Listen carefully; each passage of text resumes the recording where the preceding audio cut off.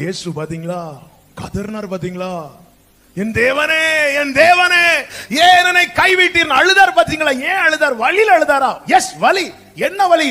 ஆணி தொலைத்த வலியா? இல்ல. முள்ளு தொலைத்த வலியா? இல்ல. ஈட்டியால் குத்தின வலியா? இல்ல.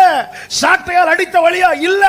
என்னுடைய உங்களுடைய பாவங்கள் அவர் தலைமேல் சுமத்தப்பட்ட போது அந்த சில நேரங்களில் அவரால் பிதாவை பார்க்க முடியவில்லை.